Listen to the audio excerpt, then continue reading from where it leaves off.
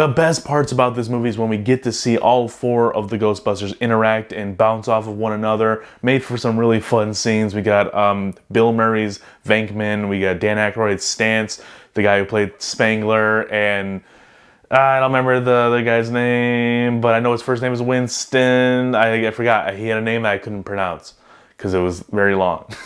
That's what I remember. Good save, John. Yeah, it would look bad if you didn't know the name of the black guy.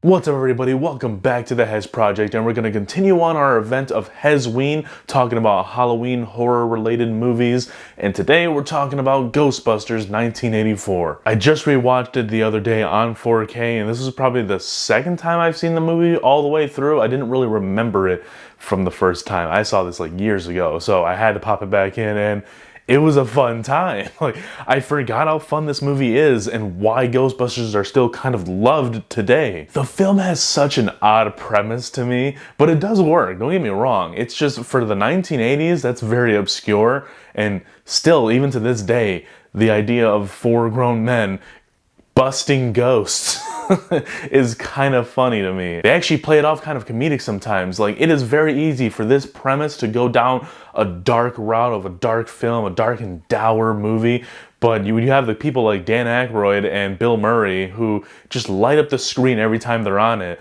It works. So I haven't seen a whole lot of Dan Aykroyd and Bill Murray films. I kind of just know them from Saturday Night Live, but I know that they're great actors, they're great improvisers, and great comedic timing comes from the both of them, so it works perfectly for this film. Hell, even Sigourney Weaver playing Dana in this movie is really good. I do appreciate everything that Sigourney Weaver brings to the table. I really do like her in the Alien movies, and she can just do us no wrong in Ghostbusters. And I especially love the back and forth that we get with Sigourney Weaver's character and Rick Moranis' character. Like, this is one of the few times I've seen Rick Moranis. I haven't seen him a whole lot, but he's very entertaining, I think. Very entertaining, and his weasel-like neighbor character was just so funny, I thought. Let's quickly talk about visual effects. Now, I know this might seem a little unfair, but yeah, we're talking about 1980s visual effects in the midst of, well, Star Wars was over, actually. Came out the same year as Return of the Jedi, so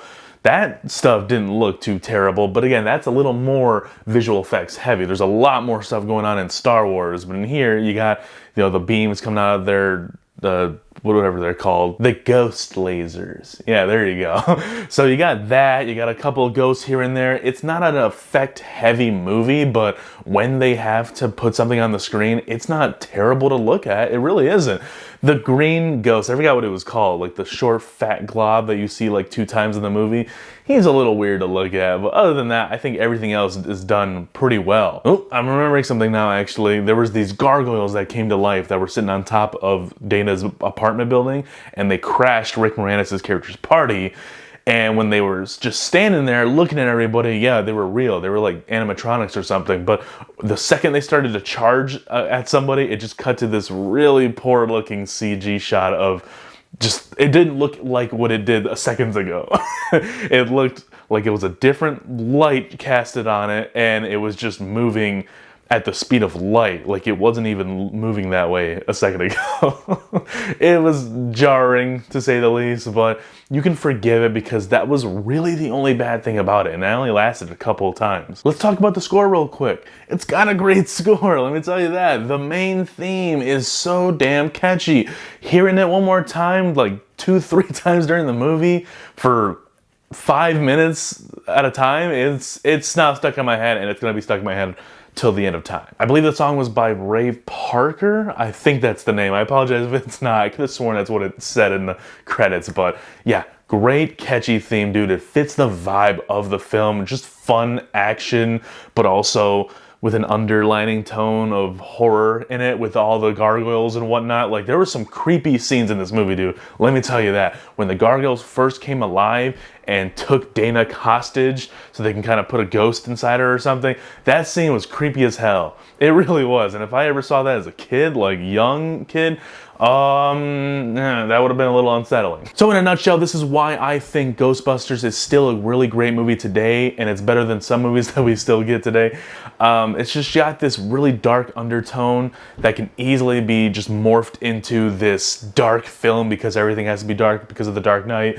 But I think it works best when you interject that lightheartedness, especially when you have performances that are just lighting up the screen every time they're on it. You got Bill Murray and Dan Aykroyd and the other two, I'm sorry, I don't remember their names. They're Spengler and Winston.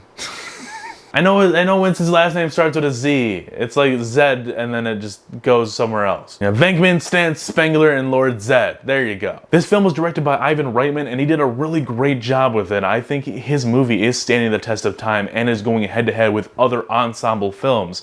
And that's saying something. Like, you know, he did a good job when I still think that this movie does kind of beat other ones that we're getting today. I really do enjoy it. I may not watch it from time to time, but I do appreciate it. I understand it. I remember it. I don't forget it because it's a really dope movie. And if you guys haven't seen Ghostbusters from 1984, do that. Do not watch, and you don't have to watch any of the other ones. Just watch this one. Come to think of it, I don't remember if I've seen Ghostbusters 2. Maybe I started and didn't finish it, but if I did, that was years ago because I really don't have any memory of Ghostbusters 2.